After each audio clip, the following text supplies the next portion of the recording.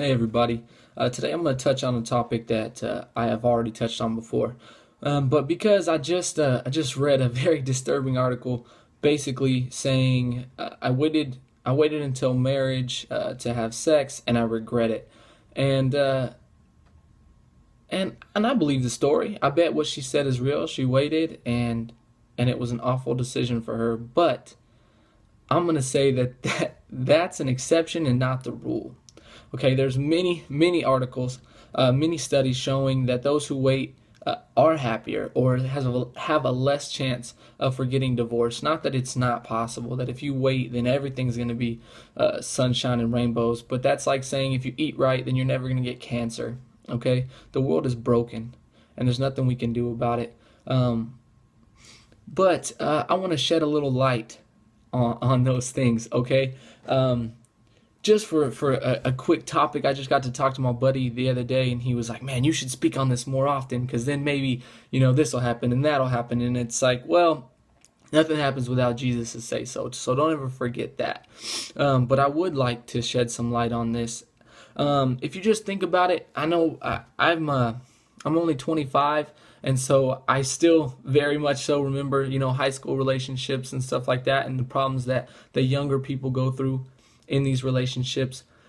What we face with all the time is jealousy, right? And if you wait for marriage, what are you jealous about? You have everything. So that awkward conversation of running into an ex-girlfriend that you've had relations with, that doesn't happen. Or wondering if the person that you're sleeping with is thinking about someone else that they slept with before, or do you measure up to that person? You don't ever have those worries. You don't ever have those concerns, because there's no need for them. They waited for you, and you know that, and you have very full confidence in that. So I mean, I don't really have that. Neither me or my wife waited, but what we did do is, before we got married, we were intimate with each other, and then Jesus found us, and we stopped, and we were living together at the time, so it was very difficult, but we did it, and we knew that Jesus wanted that for our lives, and it helped so much. Now our communication is outstanding. We actually have better sex now, and we don't have these worries. We know that we're not worried about the other one stepping out on us, because we waited for each other. Even, I mean, I was with her. We were living together, and we weren't having sex, so I'm really not worried about anyone sweeping her off her feet. One, because I try to do that every single day. But that's a whole another topic. But so let me get. I'm gonna try to hit as many studies as I can in a couple minutes, and I'm gonna link up all the studies that I speak about. Do my best to. And so that way you could read for yourself and learn about this and educate yourself. Before I go, I know this is going to be a hard topic for some people, but Jesus invented science. Okay, so I don't want to hear anything. Well, that's everybody wants to bring up science when they're talking about Jesus, until it comes to things like this, and then when it comes to abortion, which I'm going to talk about in another video as well. Kind of scared for that one, but it's coming. Okay, so first I want to talk about dopamine. Okay, so dopamine is a neurological function in your body, and it's value neutral. Okay, so it can come when you're excited, when you get a marriage proposal, when you're going out on an adventure, when you have sex, or when you do drugs. Okay, so like I started with, it's value neutral. So it doesn't tell you whether this is right or wrong, but it's a feeling that you get. It's that high that you get. Okay, a lot of people know what I'm talking about. That it's a dopamine. Okay, it comes from sex. So it can come whether you're having a one night stand or whether you're in a long relationship. So you're not really sure. Your brain doesn't decipher which is right or wrong. Oxytocin is the same thing. It's value neutral. There's a book. It's called Hooked. It's titled Hooked by. Did I write that down right? Dr. McKinley and Frida McKissick Bush. They're both MDs, and they wrote about oxytocin, and it's value neutral. Okay, oxytocin really comes. It's stronger in women. So a woman, even if they know they're in the wrong relationship, they're in the wrong relationship with a man, their body keeps telling them that that's what they need. They need that high from that person because that's where they know to get it from. Just like someone who's addicted to drugs. Now they're addicted to that person or that drug because that's what their body craves now. It wants that high. It wants that oxytocin in their body. Okay, God invented oxytocin. It helps with like breastfeeding and producing that milk and stuff like that, and keeping your family close together by giving you that high with that person that you were built to be with. Okay, it is value neutral, so that's where it comes in the God gives you a choice. Okay, which choice are you going to choose? He says, keep the marriage bed pure. Okay, for this reason. Okay, this science that he put into place is to allow you to make the right choice. Okay, it's dangerous. The world is broken, and that's why it can tear you apart if you don't follow God's plan for you. Okay, so look this stuff up for yourself. Look up that book, Hooked. Look up dopamine, look up oxytocin, and see what it does to you. Okay, and then like I said, it's stronger in women, so that makes sense. Where people are like, oh, a man could have sex with a woman and kind of just walk away, where for a woman it's a lot harder. Okay, so science is backing up what God says, that if you wait until the marriage bed, then you'll only have that addiction with that person.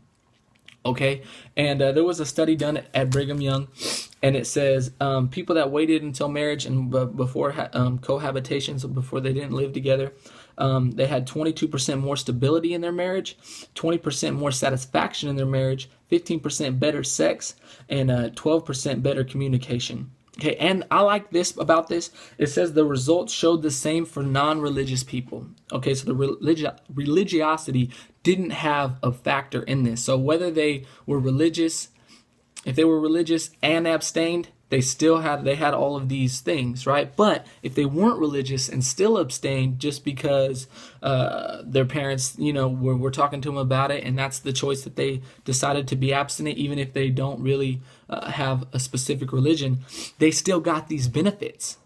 Okay, so it doesn't have to do with religion, and I don't know if I speak on a religion enough, but it's really not about a religion. Religion's rules and the set of things. It's about a relationship with Jesus. Okay, but this, just on its whole separate, just a scientific standpoint, it is better to go into a marriage abstaining from sex. It might not sound like a whole lot, 22%, 20%, but it is. Like, if you were going to get 20% off on a shirt, I bet you'd want to buy it now, right? If you're going to have a 20% better marriage or a 15% better sex, it's worth it. Okay, it truly is worth it. If you can have that communication, you're less likely to get divorced. You're more likely to have a sustaining, stabilized, satisfactory marriage. It's totally worth it. Okay, here's another one.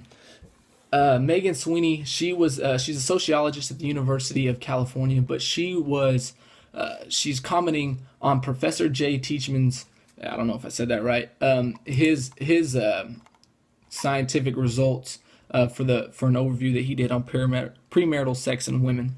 Okay, she wrote, "It is interesting to note the number of women in Teachman's sample who experience premarital sex with multiple partners rather than just with their husbands. It is this experience of multiple sexual relationships that Teachman finds to be associated with an increased risk of divorce." So you're more likely to get divorced if you have multiple partners rather than just sleeping with your partner. Because God designed it that way. Let me go to this other one really quick, and this will be the last one. Okay, this was a study done by Women's Health, and there's a many people asked on Facebook. They did a survey. Okay, did you wait? What did you think? How were your results? Okay, and the people that did wait, like 99% of their comments were positive. And there was one: waited before marriage, total disaster, don't recommend it ever. That was the one that I read. Okay, and here's the other ones. My husband and I were each other's first, and neither of us regret it. I'm thankful we were raised with such high standards and self-respect. All too often that was Miranda Medinger Stevens. This is a new one. All too often we as a society jump into sexual relationship, but when it comes down to what type of relationship you are wanting in the end, I wanted to make sure my husband loved all of me, my quirks, habits, everything, etc. I think that if you date someone long enough they get to know the real you. That just maybe it could be possibly lengthen, if not preserve, the relationship forever. Everyone loves sex. Make sure you find the right person before the right penis. Terry Torres. Okay, obviously, not everyone likes sex because that's what that lady said, right? But there's all of these. Yes, I did wait for marriage before sex. For me, it was very important to keep my virginity for the man I loved with all my heart, and to have sex on my wedding night for the first time was a bonus.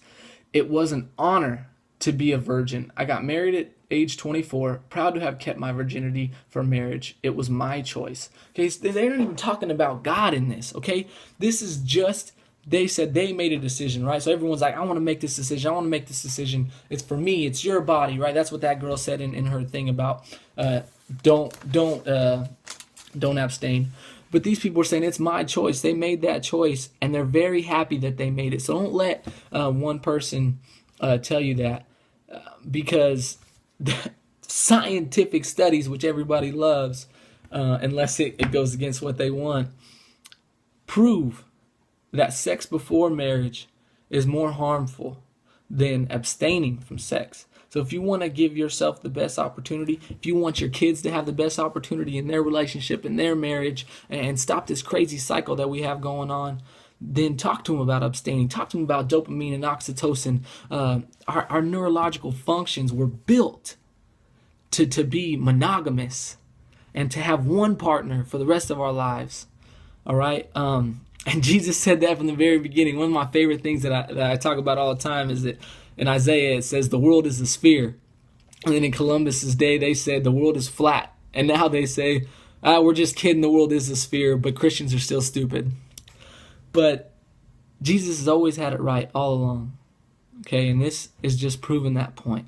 Okay, I'm sorry that this video went a little bit longer, but I really feel like this is something that can help turn our culture. Sorry, I got interrupted there. But kids with only one parent in the home are 40% more likely to drop out of school or go to jail. So give your kid, if we can do this, give our kids the best opportunity to be all that they truly can be. Okay, this is scientific fact. This isn't just the Bible talking, but the Bible got it right, and it's proved with these things. Like I said, I'm going to put all the studies here at the bottom so you can look them up. If you want to talk about this, I'd love to talk to you about it. And this is one thing that I am truly passionate about. Thanks for watching. Please, I don't ask this that often, but please share this video. Get this video out there so that others can hear this. And if they have any questions, feel free to send them my way, and I'd love to talk to them about it. Thanks for watching. Please share this video. Love you guys.